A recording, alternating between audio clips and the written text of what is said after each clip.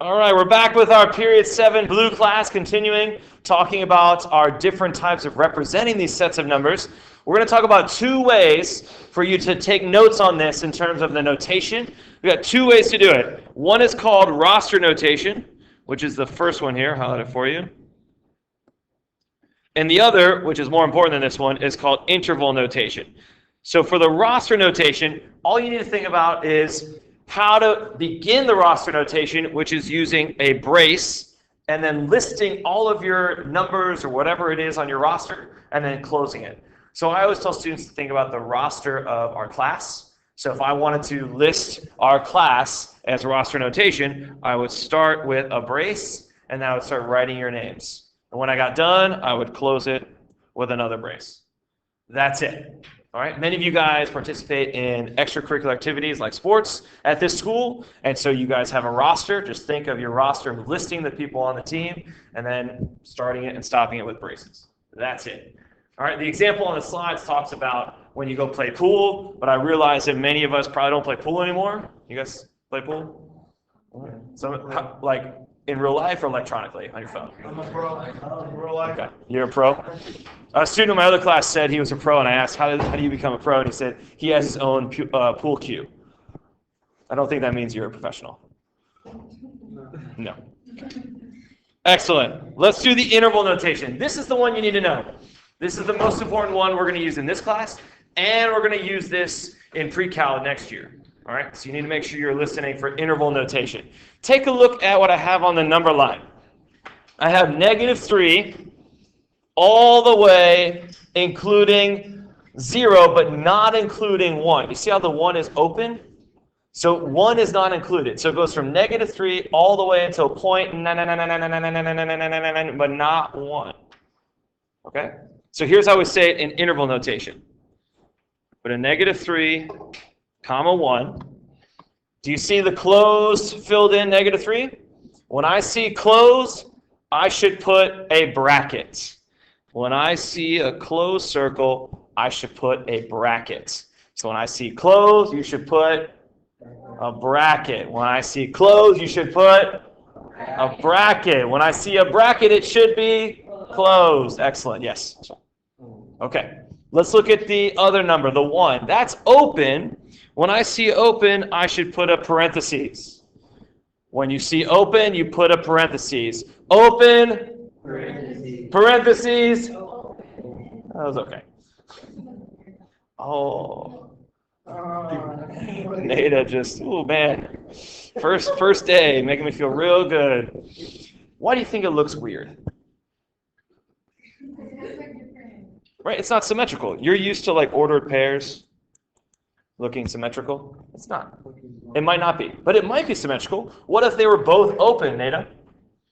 Then they'd both be parentheses. What if they were both closed?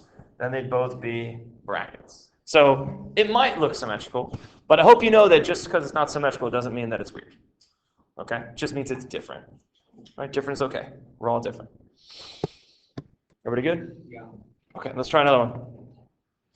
All right, this one, for example 3, number 1 says the values for x that are greater than or equal to -3 and less than 4. Let's put that on the number line. So I have a closed circle at -3. How did I know it was closed at -3? Because it has the or equal to line underneath. What about at 4? Open. So when I connect them, make sure you don't include 4. It should be open. You good, friend? Okay. When it has the line underneath the symbol, It means close. Or equal to means it's included. So basically, Clarissa, we're saying it's all the numbers that are -3 going until +4, but 4 is not included. So 3.9 repeating is the highest you can get here. Now let's put it into interval notation. We're going to start at -3 and go to 4. Is -3 included? Yes. I see closed, so I put bracket. I see open on 4, I put parentheses. Sorry.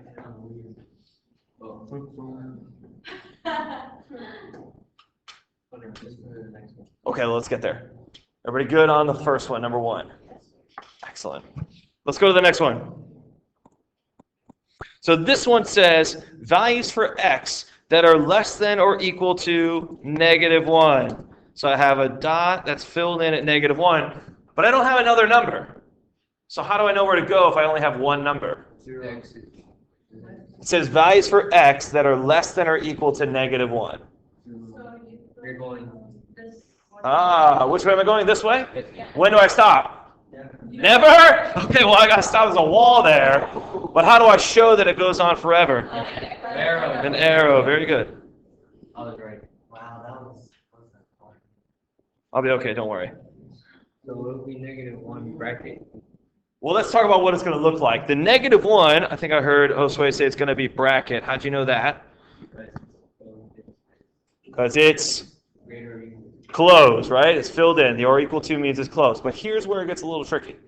Which way are we going? This one. To the left forever. What are we going to approach? Negative number. Okay, and if I keep going -6, -7, -8, -1 million, -8 million, -800 billion, what am I going to approach? Negative infinity. I know, right? Yes, you must put that. What if we don't?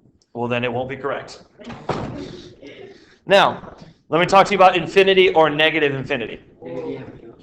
No, that's Toy Story. So infinity or negative infinity, because you can't actually quantify the number, means that it's going to always have a parenthesis. Okay? So if I see infinity or negative infinity, I must also see it accompanied by a parenthesis. Question?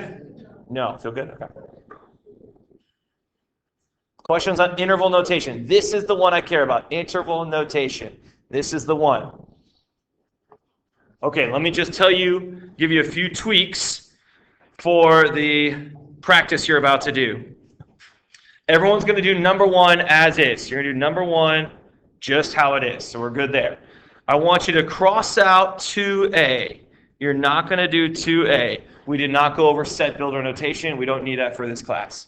Do you guys see B, how it says to put in a set builder? You're going to change that. You're going to put it into interval notation. So what we just worked on. So 2b you're going to do, you're going to put it into interval notation. Now 2c I'm going to cross out. I'm going to do a completely different one. So I want you to do this one for 2c. So I put a closed circle at 8, and I'm going to go to the right forever. And I want you to put this into interval notation. So these are the problems you're going to work on. Number 1 is good, 2b with that change, and then a new 2c. Questions before I let you try? Everybody feel good? All right, let's go. Try it.